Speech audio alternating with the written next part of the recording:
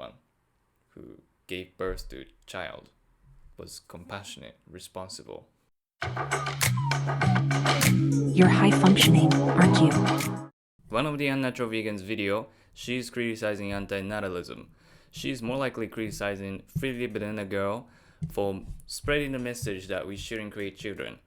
Today I'm gonna be reacting to the Unnatural Vegans antinatalism video coming up. Parents wanting their children to procreate when they come of age, of course, is not necessarily selfish. Again, for many, having children is the most rewarding experience in their lives, and it's something that, they often credit with making themselves better, more compassionate and more patient people. When she says we have a rewarding experience, she's talking about her rewarding experience, not the children that are yet to be born. Giving birth to a child makes the parent more compassionate, more kind. But does that apply to all parents? Parents can sometimes kill kids, abuse them. My parents, for example, they're non-vegans. They have less regard for animal lives. That's why they're non-vegans. Can you call these people compassionate? Your kids didn't ask to be born. You didn't receive a consent from unborn children that I want to be born. I want to live on this earth. There's a lot of hungry mouths to feed already. Adoption and fostering are wonderful. There's no doubt about it. But I do find it interesting that seemingly none of these pro-adoption vegan couples actually end up adopting or fostering any kids. The excuse typically is something like, we don't like kids, we're happy the way we are, we like having the freedom to do whatever we want. I think this is weird. It's a little weird coming from vegans, especially people who are supposed to be the most compassionate, the least selfish, those who prioritize others' feelings and well-being over their own desire for pleasure and the freedom to do whatever they want. It's weird. Yeah, I get it. Freely just expressing, what about the orphans? But not adopting those orphans themselves. So it doesn't make sense for her to say that. But Unnatural Vegan here, she doesn't express her opinion on orphans that could otherwise be saved if she didn't have kids herself. A lot of people are like, oh, you guys are gotta have kids because they're gonna be like, they're gonna change the world, they're gonna be vegan leaders, and that's all very nice to think in that way. Hey, that might be a reality, but the chances of it not being a reality are far stronger. Evidence? I don't think we can rely on recidivism rates of vegan adults, which are high, and apply them to kids who have grown up vegan. And we certainly can't rely on anecdotes. I'm not trying to downplay the extra difficulty in raising kids vegan, particularly for those with little to no support. I'll bet there's a huge difference between raising a kid vegan with a partner who is also vegan versus raising a kid with a partner who is not. There's also likely a huge difference between raising a kid vegan in Portland, Oregon, and raising one vegan in Bucksnort, Tennessee. And yes, that is a place. Yes, there's little to none data comparing vegan adults to vegan children. And Freely is definitely talking about an anecdote. But we don't have enough evidence that children who are raised by vegans become vegans either. Just like so many vegans are coming from non-vegan parents, it is possible that children who are raised by vegans end up non-vegans as well. They both exaggerate or even outright lie almost constantly. They say you'll get lean eating tons of fruit, tons of carbs, after getting fat for a few years first, of course, based on no evidence except it worked for us, so it'll work for you too. Durian Writer says that he cured his Crohn's disease eating a vegan diet, a high-carb vegan diet, even though he was never actually diagnosed with the disease. Yes, I agree. Freely's diet has no evidence whatsoever that her diet is really healthy. And I agree that her statements are really shallow. So here she's talking about how Freely's statements are inadequate. So I won't react to it too much. I'm gonna talk about antinatalism, not Freely here. So For those unfortunate enough to live in a war-torn developing country in perpetual poverty, then yeah, that may be true. Or for those who otherwise aren't financially stable enough to care for a child. But for the vast majority of people, particularly for those of us living in the developed world, we're pretty happy to be alive. She fails to see that how many people in affluent countries wished to die, like those who committed suicide, even in an affluent country. For example, according to CDC, 1 million people approximately kill themselves every year in the United States. And suicide deaths were responsible for 48,183 deaths in the United States in 2021, which is equivalent to suicide every 11 minutes. So the reason why I'm anti-natalist right now is because, briefly, 1, children, we cannot receive a consent that they want to be born from the children, unborn children. And 2, life is full of hardship. I'm speaking on behalf of those who were suicidal once or worse, or sadly ended their lives before. And most people have kids without even thinking that children might not want to be born in the first place. This is going to be a deep topic today, just a warning. But I was really suicidal before. I didn't want to be born. I abhorred my parents for bringing me into existence. Knew a lot of people like that too.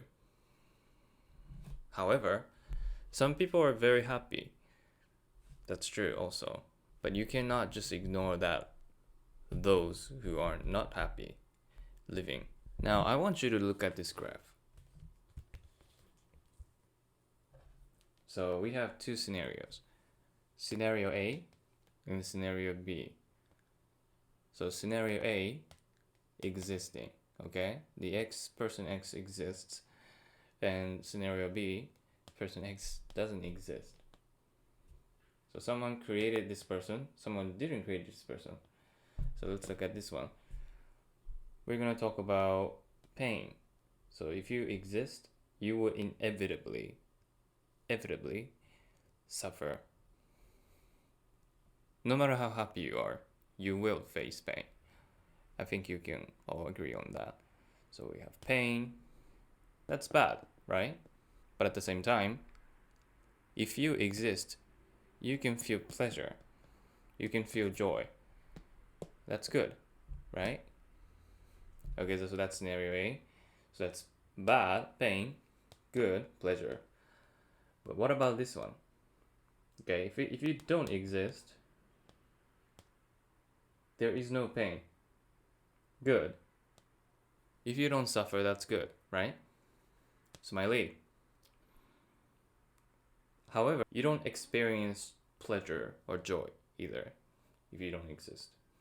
Is it a bad thing? It might look like it's a bad thing, but this person doesn't exist.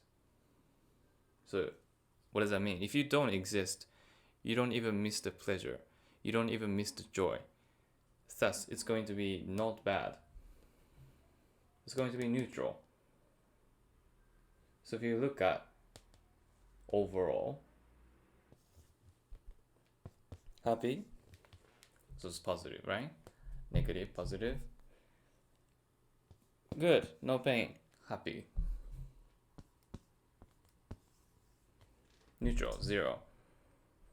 If you look at it, this is going to be, if you calculate the score, so if you got 1 plus, it's going to be 1 point.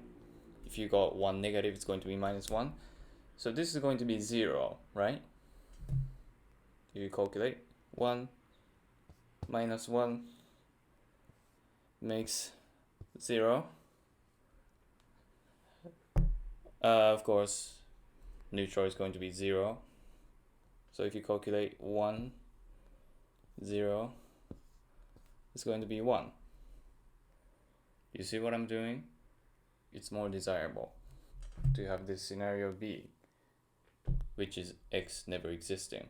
is freely implying that the impending apocalyptic scenario that's a product of human action, that this will make life miserable for everyone, including our children? This may very well be if we don't do something about it now, which is why it's more important than ever to eat more sustainably by avoiding animal products and by not consuming 5,000 calorie diets of fruit and palm oil. I agree, we have to eat sustainably because most people here on this earth eat rather unsustainably, right? But if one doesn't exist, there is no harm done at all. It is even less harm than those who exist but eat very sustainably. We can just encourage people, the existing people on this earth, to eat sustainably. Make them go vegan. Make them go vegan so that they eat more sustainably. They eat more compassionately. Opting out of procreation, this may be a great way for people to feel less connected and more indifferent with regard to the future of the earth. We don't have to create new human beings to educate them. That's just pointless. The less people, the better for the planet, right? If one doesn't eat at all, it's the most sustainable choice. Going vegan, it changes our outlook on the world because it forces us to start to care about others, much like becoming a parent. For otherwise indifferent young people growing up and having children, it means they now have to care about something outside of themselves. Raising children doesn't necessarily render people to be more conscious or responsible. It's not the case. You see a lot of irresponsible parents, very immoral parents. Otherwise, we'll be filled with compassionate people, benevolent people, and we don't even have the problem of this animal factory in the first place if everyone who gave birth to a child was compassionate, responsible. If you follow this logic, people with children will make a responsible choice, maybe go vegan, but the population of vegans is pretty low in this world. Or maybe Freely is implying that we should advocate for antinatalism because of the harm that humans cause to non-human animals and to the environment. If so, what is the goal here? To eradicate the human race? First, that is impossible. Voluntary extinction only works when people volunteer, and not everyone is going to. Eradicating human race is impossible, yes, but we don't have to create more humans. What's the point? We have the opportunity to work together to go towards the redemption, make better choices. Yes, that's true, but we don't have to create new people to do that. We have 7 billion people, or even more maybe these days. We can just still work together. That's what vegan activists are doing, trying to educate the existing people.